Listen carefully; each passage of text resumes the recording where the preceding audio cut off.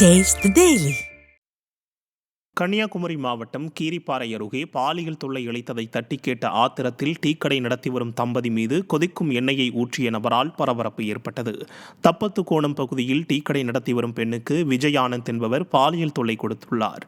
இதனை அந்த பெண் கணவரிடம் கூறிய நிலையில் தட்டி கேட்ட தம்பதி மீது கொதிக்கும் எண்ணெயை ஊற்றிவிட்டு விஜய் ஆனந்த் தப்பியுள்ளார். இதில் துடிதுடித்த தம்பதி மருத்துவமனையில் அனுமதிக்கப்பட்ட நிலையில் தப்பியோடிய விஜய் ஆனந்த் பிடிபட்டார். தீய சக்தி ஸ்டாலின் ஆட்சியில் ஏவல்துறை மீதான பயம் துளி கூட இல்லை என்பதற்கு இது போன்ற சம்பவங்களே சாட்சி என பொதுமக்கள் விமர்சிக்கின்றனர்.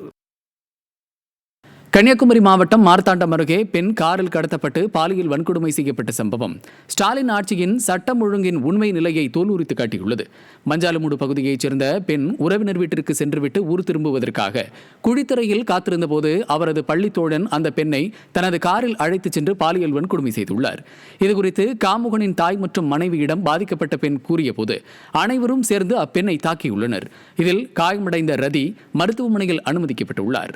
விடிய அரசு பெண்கள் பாதுகாப்பில் தோல்வியடைந்து விட்டதாக பெண்கள் வேதனை தெரிவிக்கின்றனர். திருவள்ளூர் மாவட்டம் திருத்தணியில் 4 வயது சிறுமியிடம் பாலியல் சீண்டலில் ஈடுபட்ட 59 வயது நபர் போக்சோவில் பிடிபட்டார். காந்தி ரோட்டைச் சேர்ந்த பெற்றோர் தங்களது 4 வயது மகளை காணவில்லை என தேடிய போது அதே பகுதியைச் சேர்ந்த மனோகரன் என்பவர் குழந்தையை அழைத்துச் சென்றது தெரியவந்தது. 59 வயதான மனோகரன் சிறுமியை பாலியல் தொல்லைக்கு ஆளாக்கியது தெரியவந்தது. இது குறித்த புகாரில் மனோகரன் பாலியல் சீண்டலில் ஈடுபட்டது உறுதி செய்யப்பட்டு போக்சோ வழக்கில் பிடிபட்டார். அப்பா ஸ்டாலின் மாடல் ஆட்சியின் போது திருத்தணியில் அதிக எண்ணிக்கையில் போக்சோ வழக்குகள் பதியப்படுவது பெற்றோர்களிடம் மிகுந்த அச்சத்தை ஏற்படுத்தியுள்ளது. சென்னை மடிப்பாக்கம் பகுதியில் வீட்டில் தனியாக இருந்த பெண்ணிடம் அத்துமீற முயன்ற ஆன்லைன் டெலிவரி ஊழியர் சிக்கினார். ஐடி நிறுவனத்தில் பணியாற்றி வரும் பெண் ஆன்லைன் மூலம் ஆர்டர் செய்த மளிகை பொருட்களை டெலிவரி செய்ய வந்த ஊழியர் செல்போனில் சார்ஜ் இல்லை என கூறி வீட்டில் சார்ஜர் போட்டுள்ளார். அப்போது அந்த நபர் அத்துமீறியதால் டெலிவரி நிறுவனத்திடம் பெண் புகார் அளித்தார்.